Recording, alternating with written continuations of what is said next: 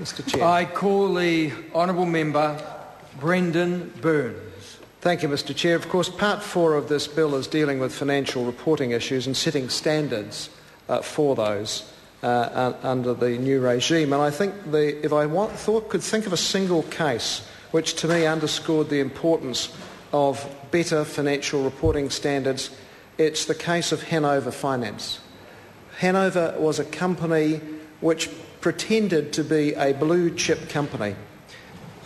We saw it advertise on our state television news program as the company you could trust, Hanover Finance. It repeated that advertisement hundreds and hundreds and hundreds of times, and it opens up some discussion, as we've had earlier in the House today, about the commercial imperatives which TVNZ is following. But put that aside, what did that mean? That meant that hundreds and hundreds and thousands of New Zealanders believed that Hanover Finance was what it claimed to be, that it was a financial company you could trust. Nothing could have been further from the truth. That company, run by Mark Hodgson and Eric Watson, was taking those funds and pouring them into its own speculative investments. That is why we need strong financial reporting. That is why, as provided under this bill, we need strong accounting and auditing standards, because that company fleeced thousands of mum and dads who believed the hype, who believed the advertising, and did not have anybody they could turn to actually say to them, you cannot believe what is being said here.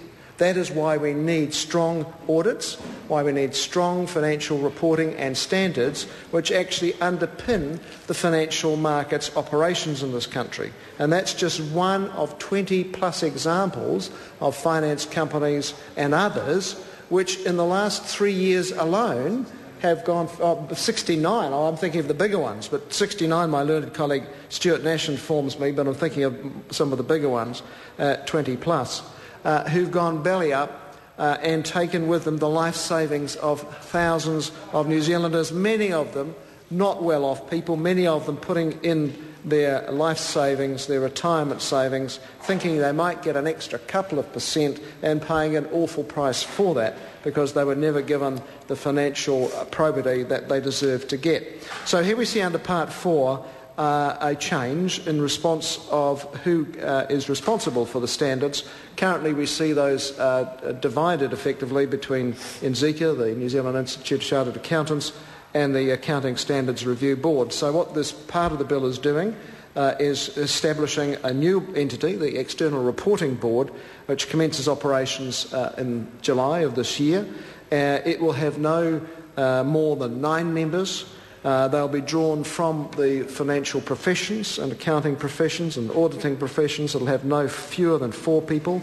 They are to be appointed by the Minister, and I certainly would have confidence under the current Minister, Simon Power, that there would be appropriate appointments made to that body, because the importance of those appointments is this, that board is then charged with acting independently and not obviously at the behest of any appointing minister. And that's how it must be. We cannot have any sense of a board like that having any connection, any requirement to reflect anything other than the absolute truth and probity of a situation. So they're going to be issuing and preparing financial standards, reporting standards, issuing auditing and assurance standards, developing a whole series of sort of guidelines and strategies in order to give a framework for the board's overall direction. So that's a great thing to see. And the importance, again, that I attach to this is that the investment community needs to know that when there are financial market offers being made, that there is some reasonable capacity to believe that this is worth the money that's being invested. And New Zealand has been a bit out of line with some other parts of the world.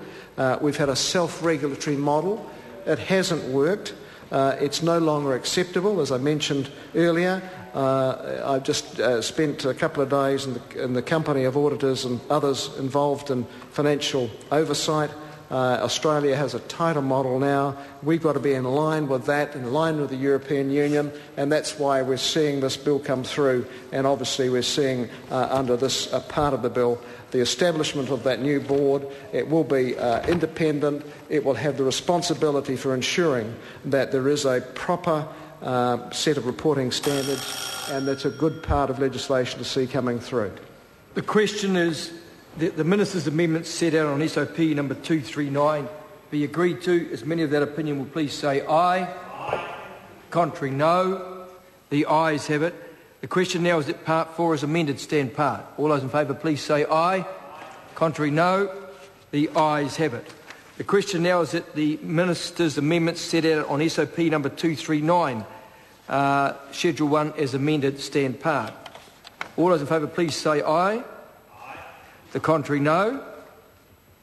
The ayes have it. The question now is that Schedule 1 as amended, stand part. All those in favour please say aye. Aye. The contrary, no. The ayes have it. The question now is that Schedule 2, the Minister's amendments set out on SOP number 239 be agreed to. As many of that opinion please say aye. Aye. Contrary, no. The ayes have it. The question now is that Schedule 2 as amended stand part. All those in favour please say aye. Aye. Contrary, no. The ayes have it. The question now is that Clause 1 and 2 stand part. The question is that the Minister's amendment set out on SOP number 239 be agreed to. All those in favour please say aye. Aye. The contrary, no. The ayes have it. Sorry, those amendments are to Clause 2. So we need to put Clause 1. Oh, okay. I'm sorry, I've made a mistake, colleagues. Those amendments are to Clause 2. So let's start again. The question now is that Clause 1 stand part. All those in favour please say aye. Aye. Contrary, no. The ayes have it. The question now is that the Minister's amendments set out on SOP number 239 be agreed to. All those in favour please say aye. Contrary, no. The ayes have it. The question now is that Clause 2 as amended stand part. All those in favour please say aye. Contrary, no. The ayes have it. Minister. Mr Chair. I call the Honourable Minister Georgina Te Hewahewa. I move supplementary order paper number 238, dividing the bill. The question is that the motion be agreed to. As many of that opinion will please say aye. Aye. Contrary, no. The ayes have it. I will report this bill with amendment and so divided.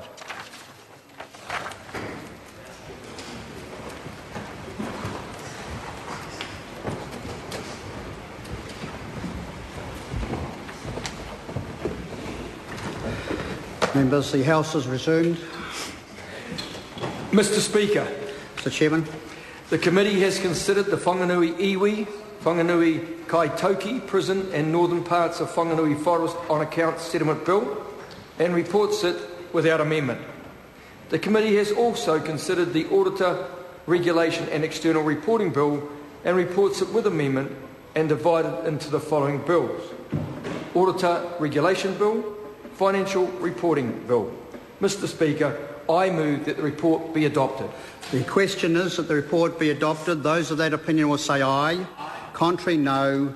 The ayes have it. The bills are set down for third reading next sitting day. Call on Government Order of the Day number